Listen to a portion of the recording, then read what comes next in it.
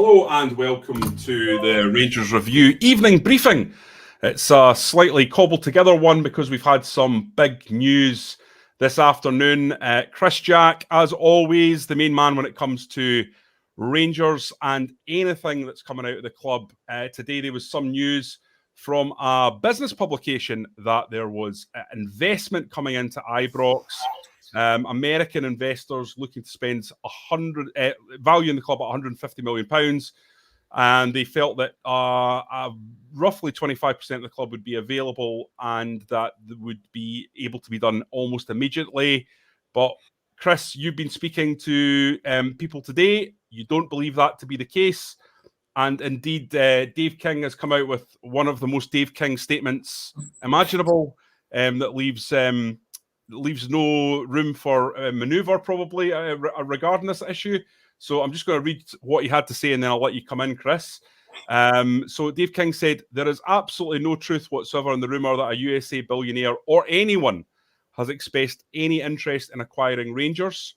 The club is going through a difficult phase that was largely self-inflicted and commenced with Douglas Park refusing to back Steven Gerrard's ambition to kick on from Title 55. Self-interest should never be put ahead of our club.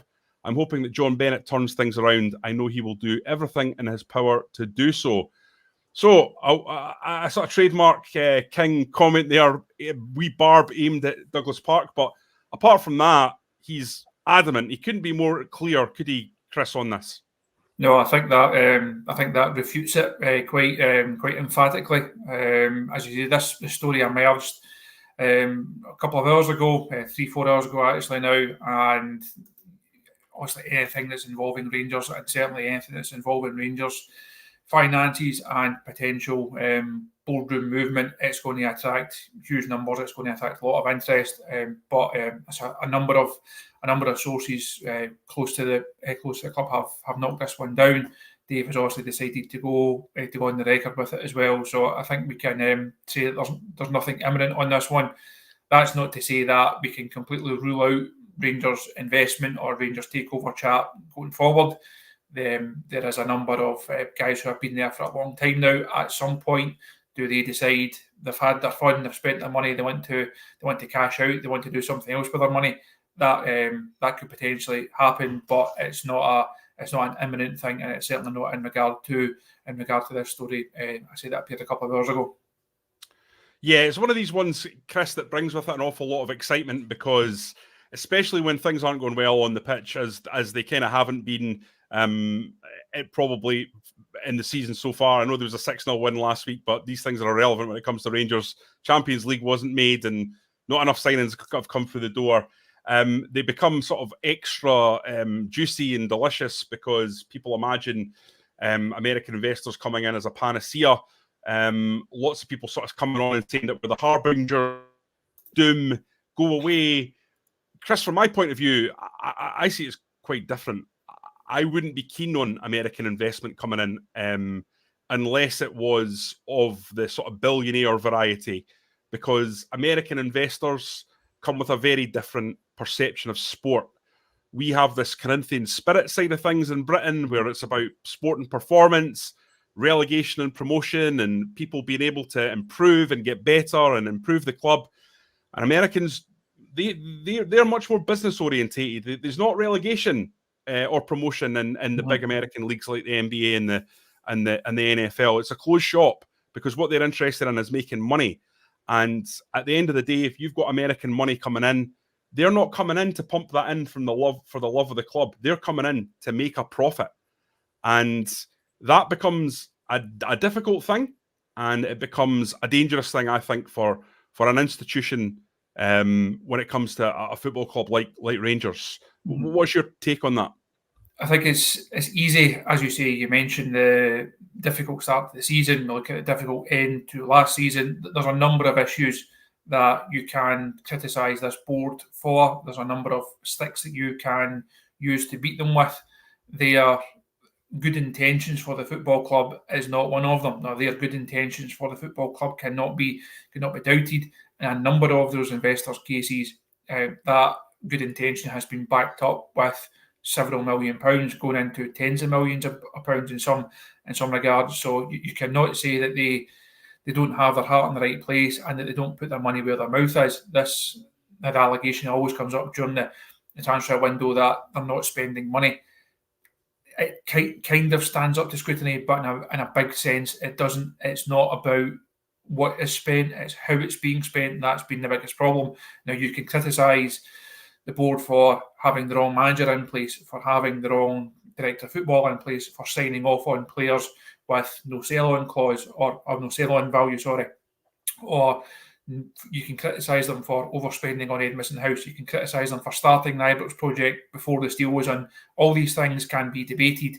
You can't criticise them for not having ultimately the club's best interests at heart.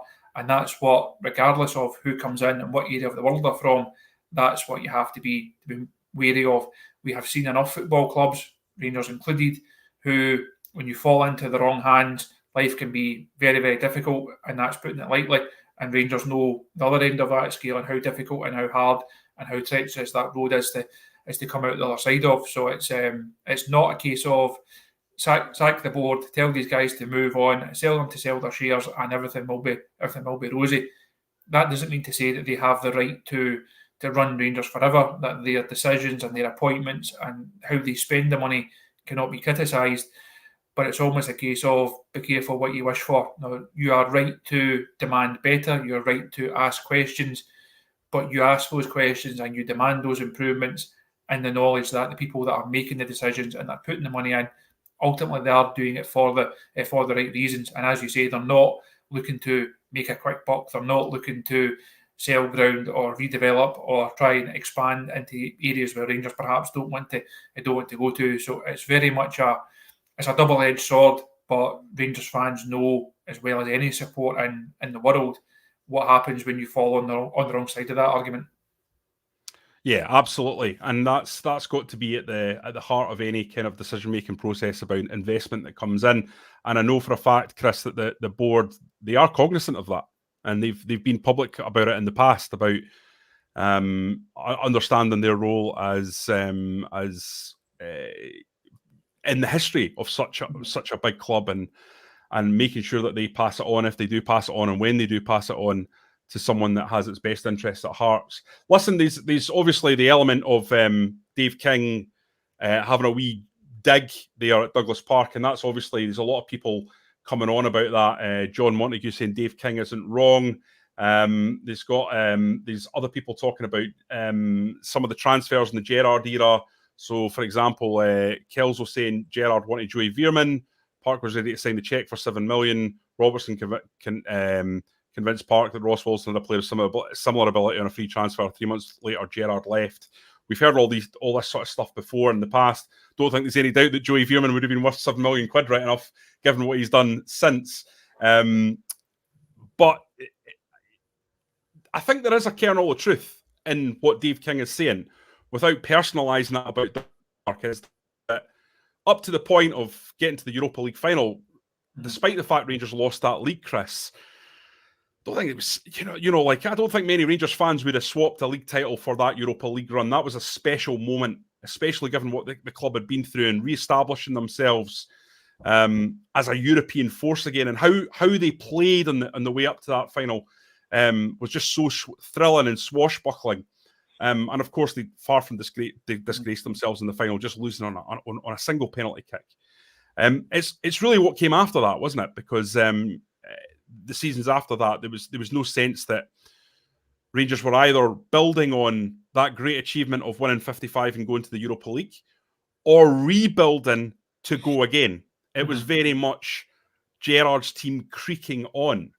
And when Dave King talks about not backing the manager at that point to go and push it forward, I think a lot of people would say he had a point. Now, the board might say, well, COVID badly affected the finances, and we weren't in a position because people had to be cognizant of how much money had gone out the door in the previous season with the lack of all the things of not having fans in that brings extra to the balance sheet, etc., etc., etc.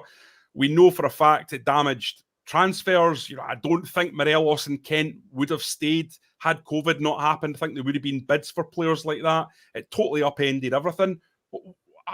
Do you think there's a grain of truth in it, or would you take that side of things?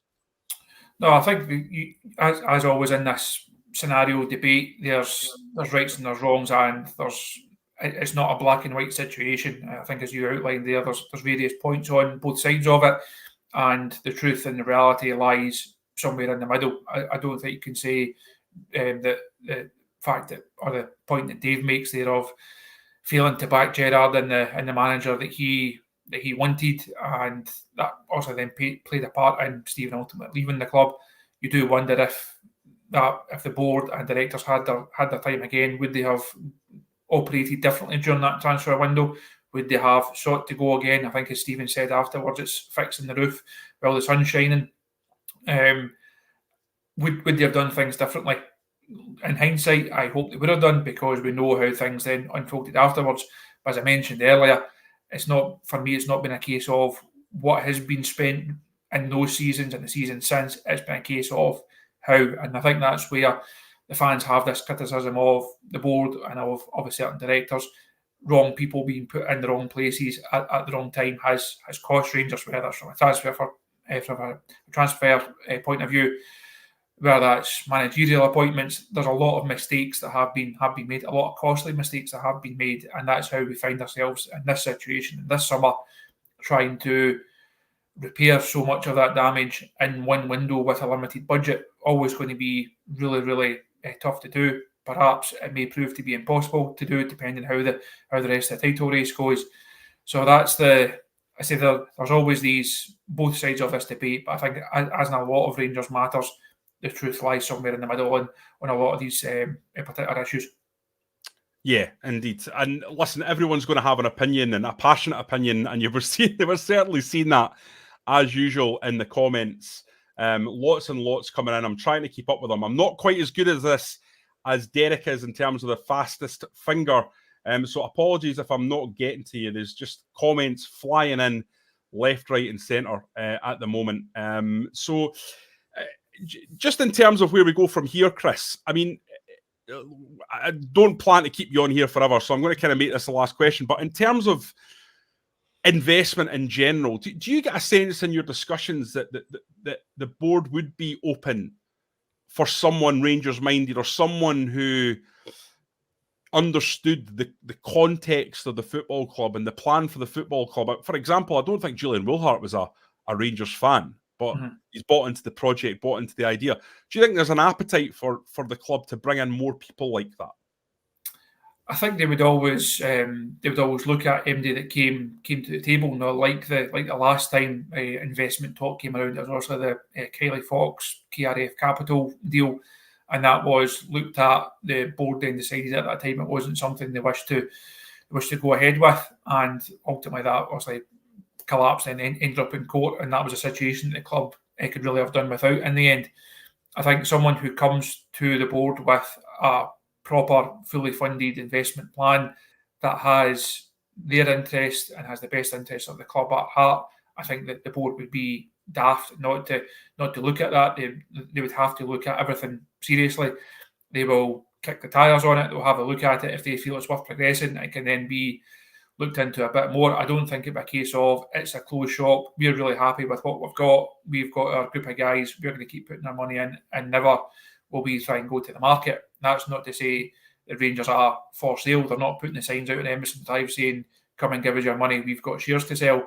As I mentioned at the start, everyone has a shelf life at a club like Rangers, whether it's a manager, a player, directors, chairman. Everyone has a certain length of time before it gets to them and they say, actually, it's time to move on.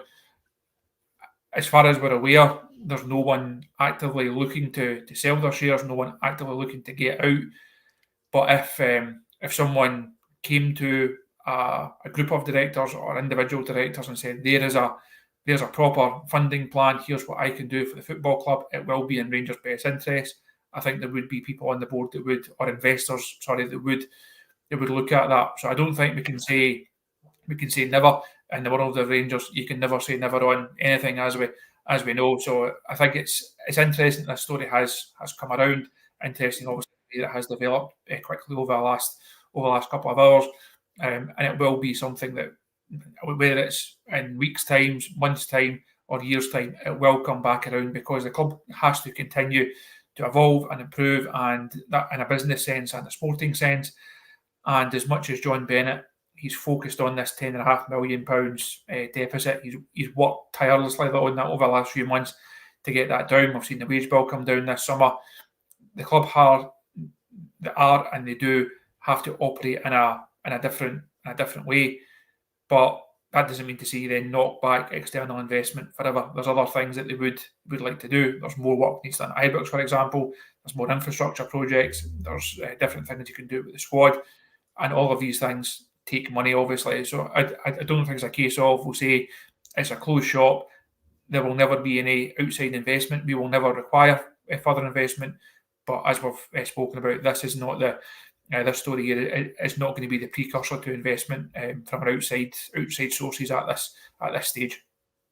Okay, well, we'll obviously keep an eye on it as we do everything to do with Rangers. Chris will keep scratching away to see if there's anything that comes up in the weeks and months ahead. But certainly, in terms of this story today, we understand that there is nothing in it. Having spoken to a number of the investors and board members, we believe that this is not a starter as it stands.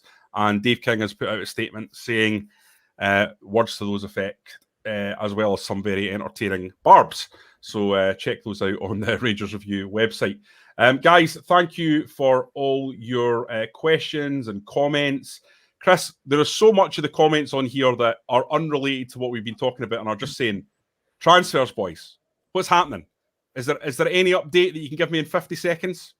The update is there's a piece on the website that was meant to go live tonight, but it has been overtaken by events, and it may well go on the website tomorrow. That has your latest Rangers transfer news in it. If that's not an excuse, if that's not a good enough tease for you to check the website in the morning and to go and subscribe, then there's nothing else for it. Class. Okay, we'll leave it at that. Thanks, guys. Thank you for everyone who's joined us, not least Chris. Thank you for all that insight there. It was tremendous. And we will be back with the morning briefing tomorrow at the usual time, where we can hopefully answer some of these transfer questions that are coming in, and we can discuss the latest state of play. So until then, thank you, blokes. Thank you, ladies. Thank you all. And we will catch up with you next time.